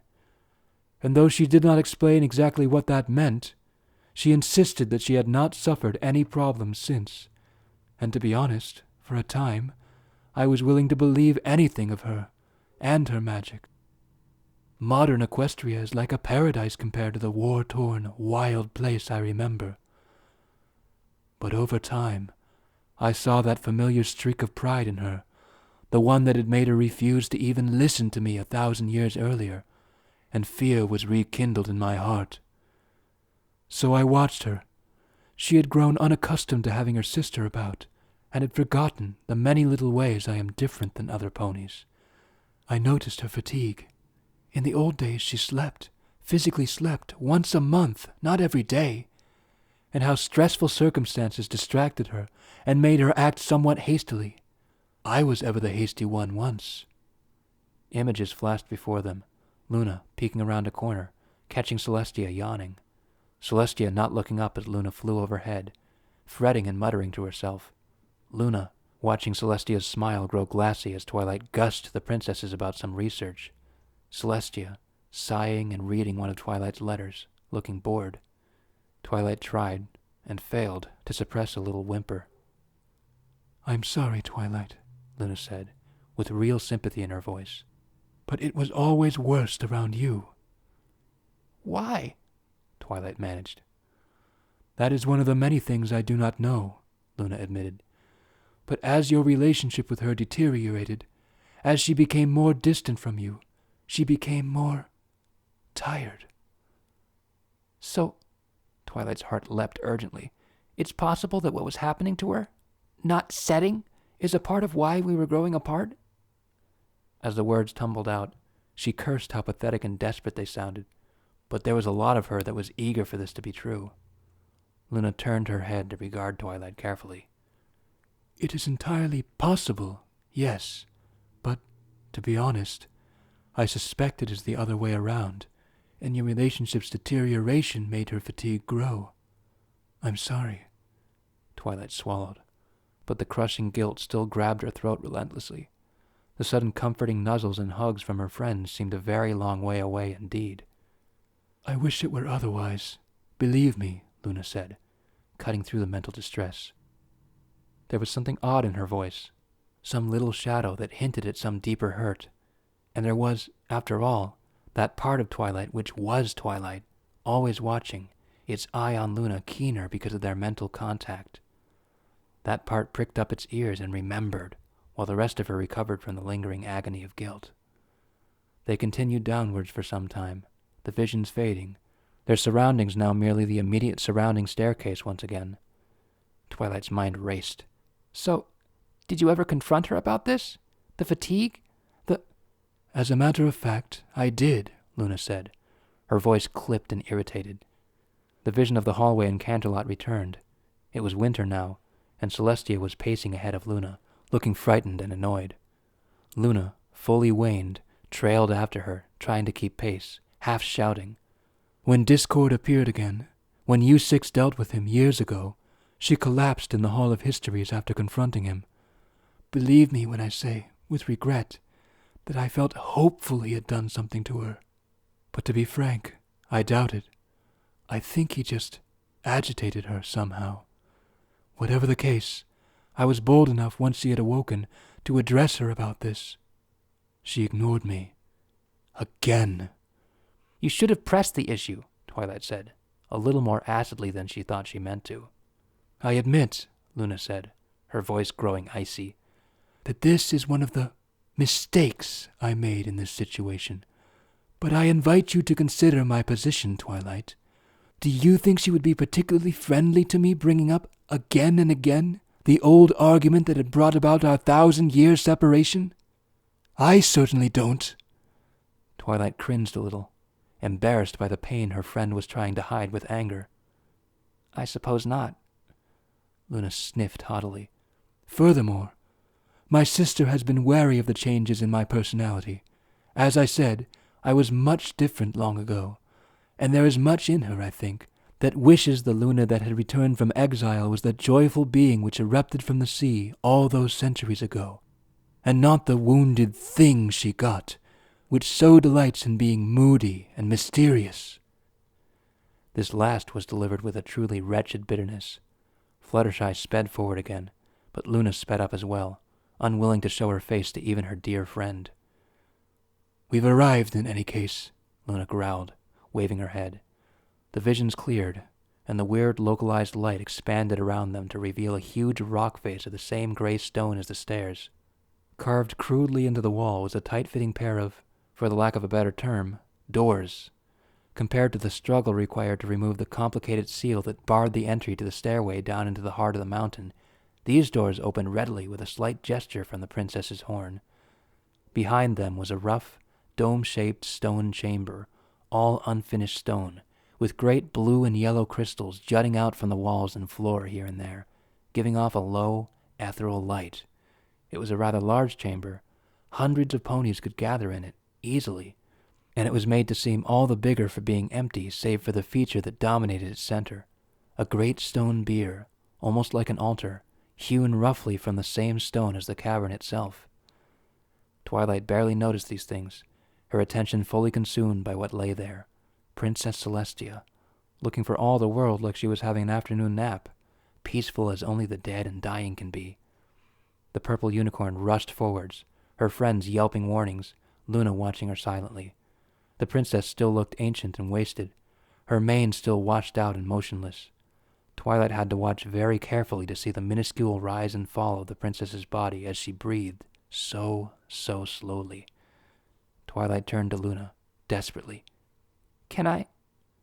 Gently, please, Luna said. Her face was stony and unreadable beyond being unhappy. With extreme care, Twilight laid her head on Celestia's chest, straining with her ears to hear. Thump, thump. Twilight's breath hissed in and out as she waited, desperate to confirm what she had heard, suddenly worried it had been a desperate illusion. Thump, thump. Twilight closed her eyes and relaxed a little. She is alive, Luna declared, but she is... I don't... Her stony tone faltered. I have no idea what she is. Twilight felt tears, one from each eye, spill from her. For a tiny, desperate moment, she had a ridiculous filly's hope that this would magically awaken Celestia, that her hurt and love would be enough to revive her mentor. But of course, all it did was slightly moisten the gray-white coat beneath her. She was so cold. Twilight had never known Celestia to be anything but comfortably warm to the touch, and the slight glow the princess gave off was dim, washed out by even the weak light of the crystals. So she's set now? Spike asked, warily. His voice was thick with fear and sorrow. Luna sighed. No, I do not know what is happening now, but I should have been more aware that something was going wrong. There were signs. What kind of signs? Twilight asked, breathless and accusatory, not turning around. She felt the hurt glare from Luna on her back, but didn't care. Her attention was consumed with the ruined body of her mentor. Luna made uncomfortable little grumbles, then spoke. What firmness was left in her voice obviously forced. I should have been more wary of sending her to Ponyville in the first place, and I encouraged a much more confrontational approach to resolving the problems between her and Twilight than I ought have, despite knowing that they were making her situation worse. But something in me could not help but tease her. I was afraid of honesty. There was a moment of expectant silence as every pony looked from Luna to Twilight, waiting to see who would speak first. And? Twilight said, her voice hollow. There is something else. I can tell. At the wedding, Luna continued, with a growing tone of irritation, I walked into a memory she was having while she was awake and conscious. At the time, I assumed it was because she was having an extremely intense daydream or something of that nature. But in retrospect, I am not so sure that it was that benign. I fear that her mind is trying to insulate itself from whatever she's putting herself through by sinking into dreams. She was extremely emotional, about you to be honest, and... She trailed off, staring at the motionless unicorn. Which memory was it? Is that important to know? Possibly, Twilight said absently. Increasing available information presents the possibility of new conclusions, she added, in a rote, reflexive way. She just wanted to hear what memory had moved Celestia so, and both she and Luna knew it. She was remembering you as a filly in Canterlot Gardens. You were moving lodestones. Twilight heard Luna tapping the ground in front of her anxiously, but her voice remained firm. I was pointing out to her how you perceived her as perfect. Twilight said nothing, but rose from Celestia unwillingly, looking down at the recumbent figure longingly. She remembered that day, too. She remembered the title she had earned, and felt a desperate desire to hear it once again, for real this time, not from a fantasy. I believe she is fighting the process, Luna said, a little more softly. She is not descending into the depths of sleep she has in the past. She is just unconscious to the waking world. You can tell? I can tell, Luna replied, in a way that suggested asking more questions about it would be foolish, Well, I don't see the problem, Rainbow Dash exclaimed. Applejack moved to shush her, but the Pegasus shoved her away gently. Let's just go get the elements of harmony and give her a good blast with them. That always works. Luna coughed gently. While you six seem to wield the elements with much more skill than my sister and I ever did, I suspect they would just drive Celestia to set. If, as I suspect, she has not renewed herself in more than 1,000 years, who knows when she would wake up? Years? Decades? She might not even wake up at all, Twilight murmured. The elements might banish her somehow, like it did Nightmare Moon. I don't really understand or control what happens. It's about restoring harmony. If the sun has been shining non-stop for 1,000 years, so to speak, it might be harmonious to let the moon shine for the same amount of time. But if it's about saving her life, Rarity started to say, but she was silenced by a serious look from Applejack. All right, then. No elements, the orange pony said. I expect you have another plan, Princess, since you were so eager to get your hooves on Twilight? Luna fluffed her wings uncomfortably. Since Twilight's relationship with her seems to be at the root of all of this, You were planning to take me with you into her mind, Twilight said, dully, turning to face her. Like you entered mine. Luna paused. The two of them shared a look which replayed Luna's dark talk earlier about the invasive nature and danger of doing this. Something like that. Yes. You can't get in yourself? Twilight asked. Luna's expression grew cautious. No. I have tried. But together I thought we might have more success. Sounds good, Dash gushed. Let's get to it. What do you mean, let's? Luna said, irritation apparent. Come on. You didn't think we'd let you and Twilight do something like that alone, did you? Applejack grinned. Being independent's great and all, but this is going to be some heavy stuff. We weren't there for y'all earlier, but we're here now. She gave Twilight a grin which struck Twilight as extremely patronizing, although it probably wasn't meant that way. 7 is better than 2, don't you think? 8, Spike said, determinedly. He gave Applejack a severe look. Twilight looked at her friends, who were all giving her eager expressions of helpfulness. In similar situations in the past, Twilight had been at least a little relieved at these displays of wholehearted support. In fact, now she realized she had insisted Luna bring them because something in her thought she'd want it now, in the face of what she had known was coming. But standing here, Celestia's ruined body behind her, Luna's face twitching with the effort of not showing her miserable humiliation for her part in bringing this about, Twilight was suddenly ashamed that she had insisted on involving every pony. This was something private, for all that it was deadly grave, and she'd only had a little right to spread the news around. But she had, reflexively, to comfort herself. Now something in her rebelled. It is personal, but there's more at stake here than your relationship with the princess. This is also about Equestria, and about history, and it's not like you can't trust them. They'll be discreet. It's not a problem. They were discreet about so many other things all the time. Who knows what will happen? Who knows if it will even work? They'll be helpful, and useful, and support you, no matter what, just like they always have. And it's not like her friends didn't care about the princess, too. She let her mind toss up empty counter-arguments. I could never let them put their lives in danger, her mind said, automatically. Better than only I risk myself. There are more ponies directly depending on each of you than on me. The magic might not support all of us. Fluttershy, what about Big Mac? Dash, don't you still want to find your place in the world, as you've cried to me so many times?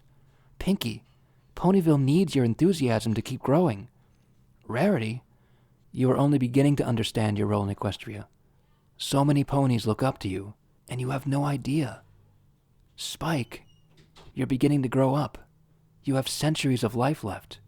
Don't risk them so recklessly. Applejack, you need to watch out for them all, like you always have. Though they tugged on her heart, Twilight knew these to be empty arguments. Well, not empty. They were valid, just not the truth. They were not the real reason she was objecting. The real reason was that the dream she had let herself have, the dream that now seemed firmly lodged in her mind, demanding she go alone. So there was that. And yet, no. She couldn't just leave them behind, could she? Not in this. This was too big. There was too much riding on it. And despite Luna's entreaty that she do so, Twilight felt deeply uncomfortable acting so confidently on what the dream motivated her to do. Surely recent events, and pretty much her whole life, had demonstrated that she had a tendency to overdo things a bit when she got excited. The wedding, for example. It should have been all about Fluttershy and Mac, and it had been, but there had been too much of it that had quietly been about Twilight, too, and her sudden, burning need for everything to be perfect. And she was ashamed, even if no pony even suspected. She didn't want to be selfish. She enjoyed giving of herself to others, and had accomplished so much in her life by being selfless. But this was so important. It was Celestia. She wanted... Yes, it's Celestia, Twilight. That's why every pony deserves to be involved. It's bigger than you and your dream, something in her said. She couldn't tell what part of her it was, but it sounded much more sure of itself than she was overall. Her stomach heaved in sympathy with her mind as it raged against itself. Twilight wondered if she was going to throw up purely from the mental anguish once again, but she was pulled from her thoughts by sudden contact. Pinkie Pie was hugging her. "What?" Twilight stammered, starting in surprise. "Pinkie? What?" "You just seemed like you needed a hug," the pink pony declared, in her usual tone of reflexive happiness, but her bright blue eyes had an unusual depth to them. Once again, Twilight reflected that there was something very intelligent in Pinkie, lurking behind that facade of carefree enthusiasm, and that thing believed to the very core that expressing love could help any situation, no matter how grave. "Thank you, Pinkie," Twilight said weakly, giving her friend a squeeze in return. "I really did." "See? That's what I'm talking about," Applejack declared. "We're better off going together, supporting each other, all the way through, like we always have." Luna's face cycled through a complicated series of emotions, all of them variations on a theme of uneasy. "I suppose it is as good a plan as Twilight herself, and there is something to the idea that the elements of harmony may yet introduce stabilizing factors." There was clearly an internal war of self-justification in Luna as well, but it seemed to be doing little except upsetting her. "Twilight, what is your thought on the matter?" "Come on, Twilight. You know we can help out," Dash said, confidence oozing off her words. Rarity nodded. "This is really dangerous. You've already been hurt once, dear. Let us support you." "Well," Twilight started, but she was interrupted bodily. "And you never know when you're going to need another hug," Pinkie declared, giving her a particularly emphatic one. "Hugs help." Her friends, with the notable exception of Fluttershy, who was watching Luna with anxious concern, gave her their best expressions of wholehearted support, or in Rainbow Dash's case, smug bravado. They were just trying to help, but Twilight felt pressed upon and uncomfortable nevertheless. They seemed to think it was just another big adventure. Well, it sort of was. But it also wasn't. It was more than that for Twilight. Not that it hadn't been the case before, though. Luna stared at her pointedly. "It's up to you." Twilight turned and looked at Celestia, laying there, peaceful in her doom. Behind her, the collected ponies and dragon shifted uncomfortably. The sounds, tiny and muffled, annoyed Twilight deeply, gnawing on the heels of her concentration, and yet they also tied her back to reality, and didn't let her lose herself in the chaotic sea of distress she was adrift upon. And behind all this, the dream, that beautiful, quiet dream with the rather good tea, loomed in her mind, crying its siren song to her heart. In the pale light, looking on her fallen mentor, Twilight Sparkle made up her mind. She turned back to the group. "I think," Twilight began, clearing her throat and continuing more confidently, "I think we should rest. We could stay here in the tower, if the guest room is still set up, and then, once we put our heads down for a while, we'll get to work. All of us." Luna bristled, astonished. "Nothing about this situation strikes you as pressing?" Her eyes added, "All of us? Are you certain? Is that what you want?" "You came all the way to Ponyville," Twilight replied evenly. That was necessary. So is this, Twilight said, staring Luna in the eye. Don't you agree, Applejack? What? Yeah, Applejack stuttered, caught between a suddenly decisive Twilight and an irritated princess. Luna turned a dark look on the orange pony, who chuckled nervously. A little shut-eye would do us a world of good, I reckon, Applejack added weakly as Luna's eyes narrowed. 3 hours, then. Twilight returned her gaze to Celestia, so no pony could see her face. Princess, do you think you could guide us all to the field, so we get better rest? Well, yes, but... Good, Twilight interrupted. She leaned forward, and, letting her self-consciousness cause her to hesitate only a moment, gave the recumbent Celestia a gentle nuzzle. I'll be back soon, she whispered. Celestia gave no acknowledgement, of course, but Twilight felt better for having said it.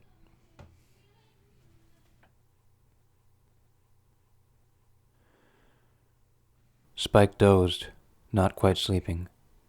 He didn't anymore. Not really. Some of the books he and Twilight had found suggested this had something to do with horde-guarding behavior, and that true worm rest came only occasionally, but lasted for decades. He had felt a strange sense of familiarity seeing Celestia lying there on the bier in the cavern at the heart of the mountain, and a little jealousy, truth be told. It seemed right to him, even as everything in him was filled with a gnawing dread. He loved the princess as much as any pony. The elements and he had made do with what cushions could be found about the tower, and Luna had stood over each pony in turn, sending them into a deep, peaceful slumber at the heart of dreams, where their minds and bodies would rest easy. She had apologized to him, saying that by ancient custom she was forbidden to meddle in the dreams of the dragon race, and had bid him a somewhat stiff good night. He heard her pacing downstairs, her hooves snapping on the basalt slab when he assumed she grew too annoyed to pay attention to how hard her hooves were falling. A sound made him open an eye.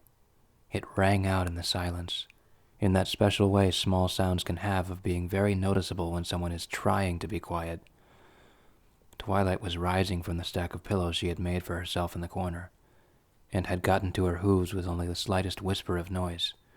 Hooves surrounded in a weird distortion. Windstrider's whispered footfalls, Spike's mental catalog of magic tossed up automatically, and opened the door with a tiny click, stepping through quickly and beginning to close the door. Spike's other eye opened, and he crawled, lizard-like, across the floor with a speed and stealth his size and bulk would seem to make impossible. He grabbed the door with a clawed hand just as it was about to close, a tiny snarl of effort hissing through his teeth as he wrestled the door from Twilight's control. He opened the door just enough that he could stick his head through, where a stunned Twilight looked up at him from the stairs just outside the door. The two held each other's gaze for a heartbeat, and then Twilight looked away, abashed. Spike said nothing. Twilight swallowed and looked up at him again. You understand, don't you? Spike held her in his gaze for a little while longer, his heart a maelstrom of mixed feelings. But in the end, Twilight's firm but sad expression pushed him over the edge. No pony else would have. They would grouse and fight and wheedle, trying to prevent Twilight from striking out on her own, warning of the dangers and insisting that she share the load.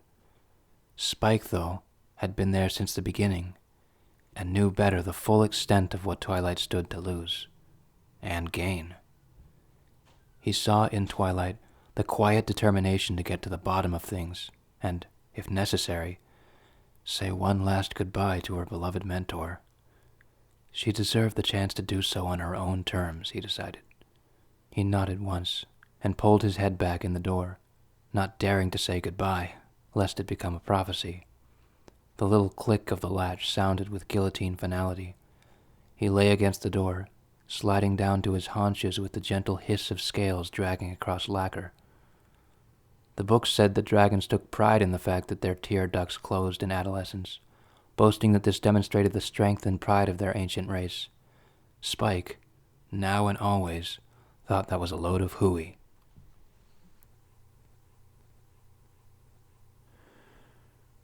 Twilight stared at the door for a moment, even after it closed. Spike's face was growing so unreadable, but he had seemed conflicted. and she immediately felt the hot little cinder of shame burn hotter in her chest at having to test the dragon's loyalty that way. With a resigned sigh, she turned and quietly made her way downstairs, towards the sound of Luna's irritable hoof falls. "Cleverly done, Twilight, keeping yourself awake like that," Luna said, a little coldly, as Twilight rounded the last flight of stairs. "I might have appreciated some notice, though. I've spoken to the guard captain. He'll make absolutely certain we're undisturbed when your friend's awake in the morning."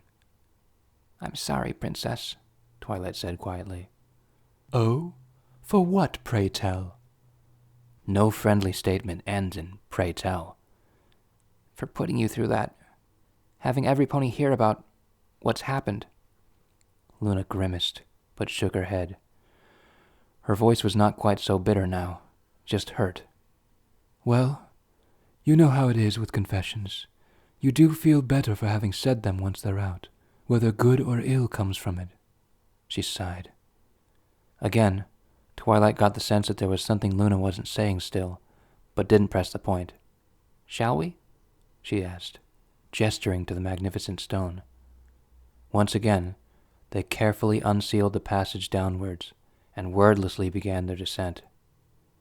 The passage remained dark this time around, as it had when the party had returned to the surface. The trip seemed to take far less time the second and third time around.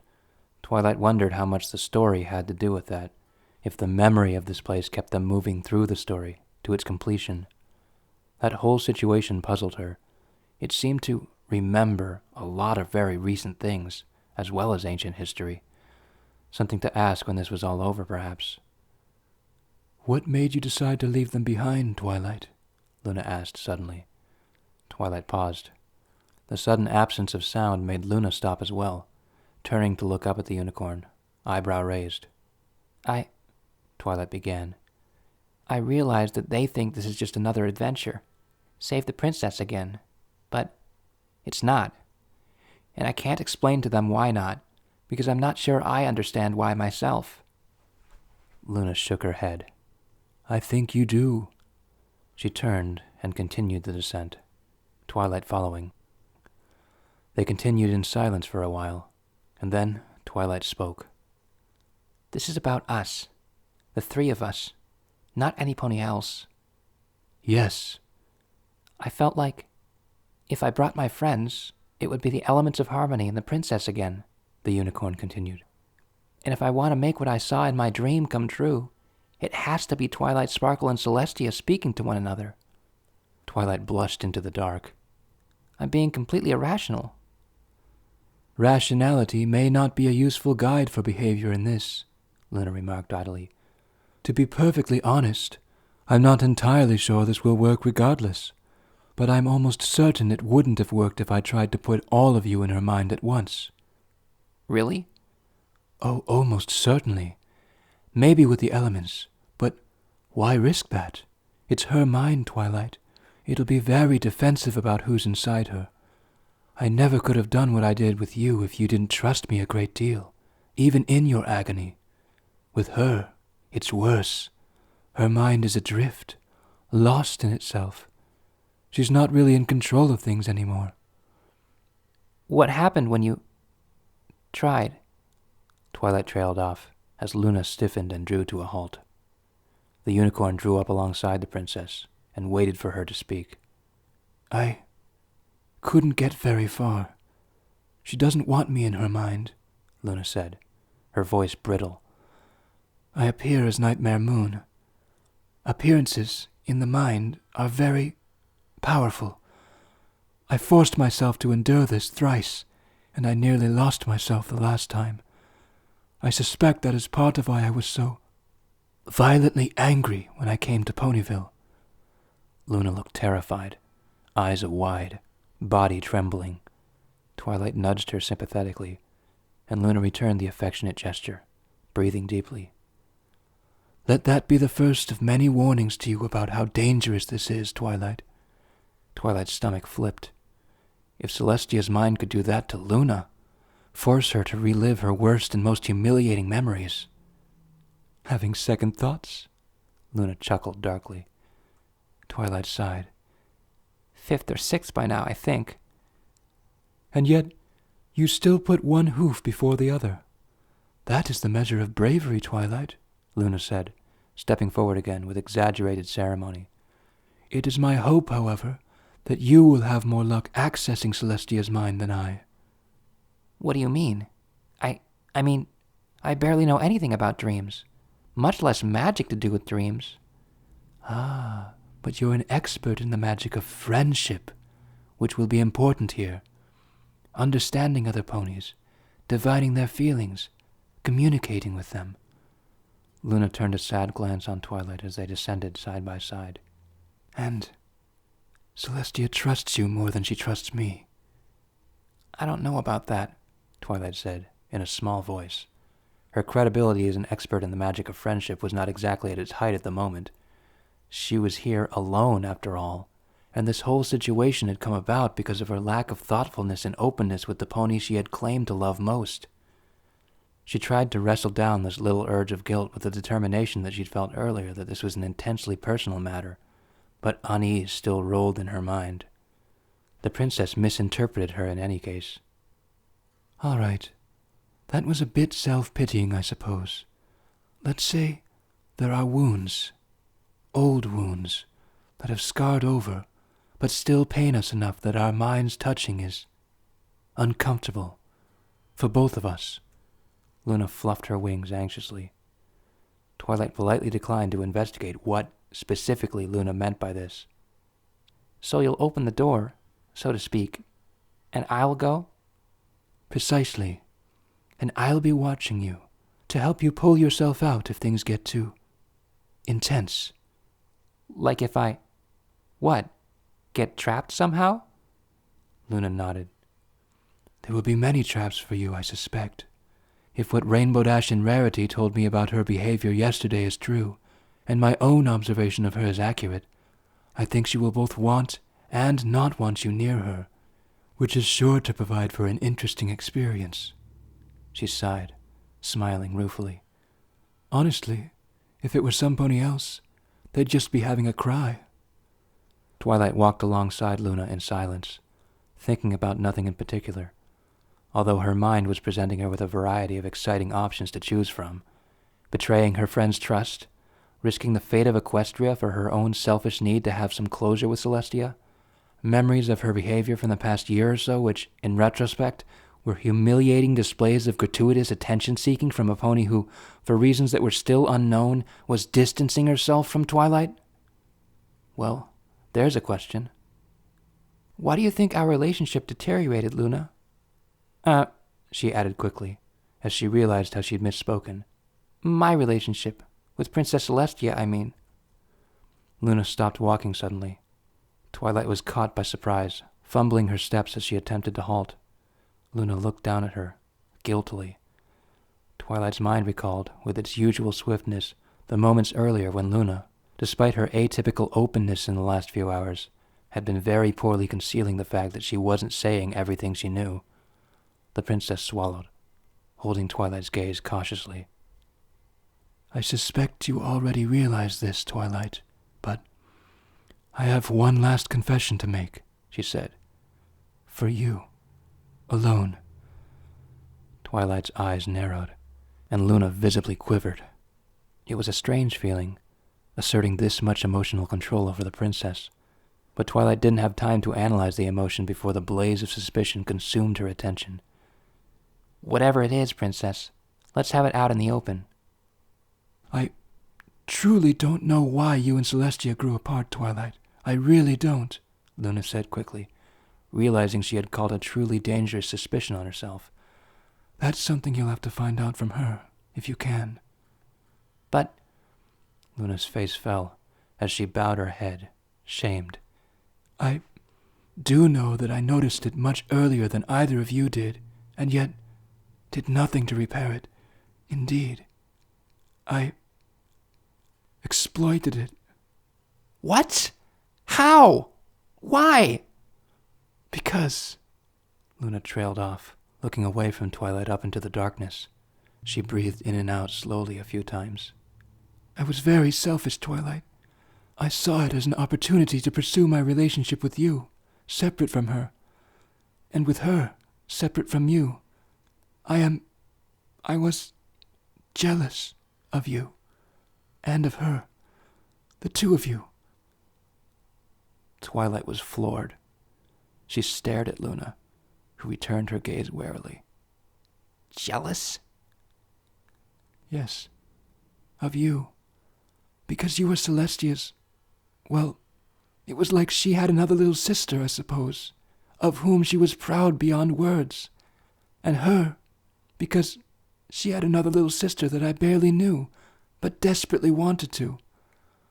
Luna wrapped a wing around herself like a cloak defensively. "I fully intended to help you reconnect in time. I really did. I never tried to drive you further apart. I swear it." The wing moved to cover more of her face. "I may have done so in any case, though." Twilight held her mouth shut and looked away. This would have been a problem in any circumstances, but now, where they were, what they were on their way to do? Betrayal sprung readily to mind as a word to throw back at Luna. Twilight felt an urgent impulse to lash out, the pettiest part of her wanting to hurt the dusky alicorn for this selfish crime. But the better part of Twilight triumphed, the part of her that was so truly expert in the magic of friendship. It wasn't fair to blame the Princess of the Moon for the current situation. Luna had no way of knowing what the consequences would have been at the time. Further, what she had done was understandable, if unwise, and somewhat typically a product of Luna's fear of being overtly confrontational with Celestia about personal issues. A strange quirk, which Twilight now understood and sympathized with quite thoroughly. Luna knew now that she had made a grievous error. Her attitude was certainly genuinely penitent. "When all this is over," Twilight said, carefully, "the three of us are going to have a series of very, very long talks." She sighed. "So much wouldn't have happened if we had just talked more instead of getting wrapped up in ourselves. It's not like we don't care about each other after all." Even as she said this, a maniac little snarl of thought whispered the poisonous terrors that had once been the golden chains in her mind, binding her to a nonsense dream of a perfect Celestia. She never cared about you. You were a toy, to be discarded when it grew tiresome. Twilight forced the thought down with some difficulty, heart squirming in her chest. "I'm so sorry, Twilight," Luna said, miserably. She folded her wing behind her. "In retrospect, I may have made things much, much worse." "Well," Twilight trailed off, unsure what to say about this. "Don't do it again." Silence reigned for a time, as the two stared at each other, Luna chastened, and, for once, not affecting royal pride and mysteriousness. Twilight meeting her gaze firmly. "I am glad you felt you could be straight with me, Luna," Twilight said, as gently as she could. "And I want you to know that despite your mistakes, I only respect you more for being willing to confess them." Luna shook her head sadly. "I do think of you that way, you know," she said quietly. Twilight looked up at her. "How do you mean?" "Like a sister," the princess said, coloring slightly and looking bashful. "You brought me back from the nightmare, and taught me about the new Equestria, with your friendship and the letters my sister shared with me. I owe you much, and I have come to care for you a great deal." She reminded Twilight, absurdly, of a familiar yellow Pegasus for a moment, and the unicorn failed to suppress a giggle. Luna frowned, looking embarrassed. "Why are you laughing?" "Not at you. Well, sort of at you, I guess," Twilight said, as Luna's frown grew suspicious. "It was like I was talking to Fluttershy for a second there." Luna's frown rose into a wistful little grin. "I do wish I could be more like her sometimes, kinder, gentler, but alas, I am Luna." Twilight found herself stepping up to Luna reflexively to comfort her, and she felt her heart accept Luna's expression of affection without hesitation, and indeed, longed to return it. "Luna, we've been through a lot together, and we're about to go through even more. If you call me sister, I will gladly do the same." she whispered, nuzzling the princess. Luna laughed weakly in relief and wrapped her wings around both of them. Just for a moment, the weight on them here in the depths of the earth didn't seem quite so heavy.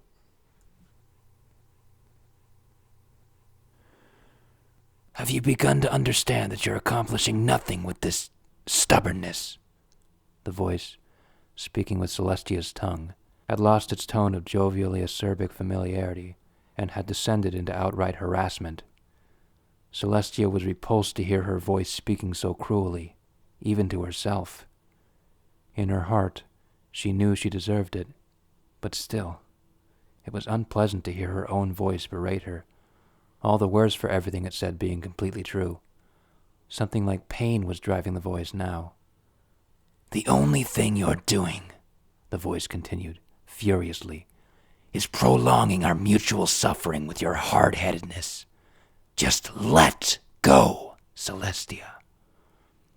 But the eternal sun endured, for Equestria, for her sister, the moon, for herself, for every pony in Equestria.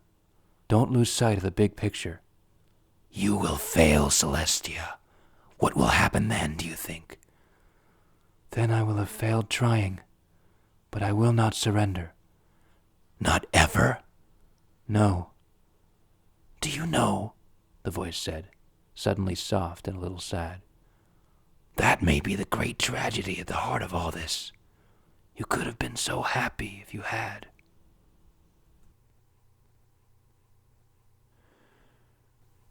Twilight and Luna sat, side by side, looking down on the sleeping Celestia.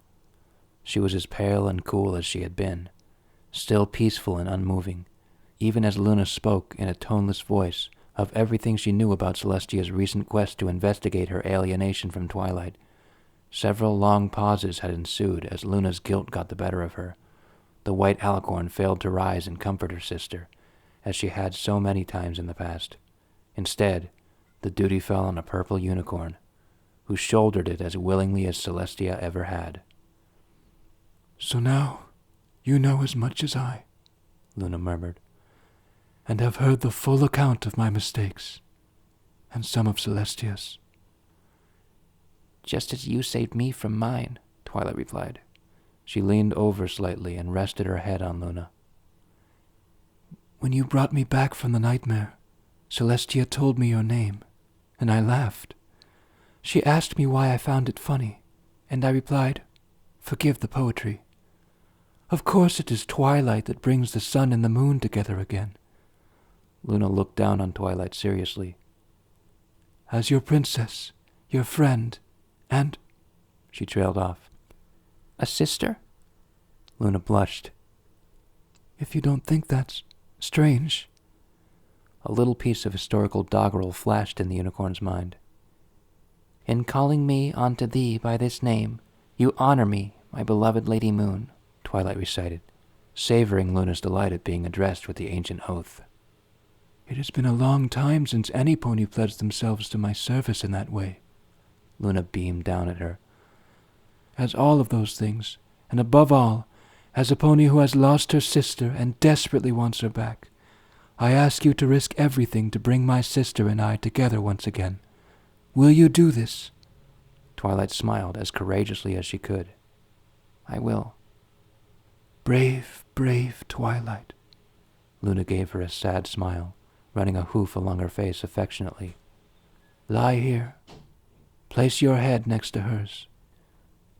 Twilight crawled up on the bier with Celestia, reminded acutely of the night before the wedding, when she had woken up to find herself in bed with Celestia, the princess's foreleg draped over her. She had shaken it off then. The ferocious joy and mind-bending confusion it had inspired had terrified her, although then she hadn't understood why, as she did now. The event seemed so long ago now, but it was one of the many things that Celestia and Twilight needed to speak about. Luna stepped forward. "I'll be able to communicate with you if you focus, but otherwise, remember the things I've told you. Focus on the dream you had, Twilight. Focus on what you must do to bring it about. Don't be distracted. Don't let yourself be scared off. She needs you to find her, so we can solve this problem." I understand, Twilight nodded. Luna leaned in and kissed Twilight's forehead gently. Then I wish you luck, little sister. Bring Celestia back to us, I beg. There was a flash of magical light, and Twilight felt herself fall, willingly and only a little afraid, into darkness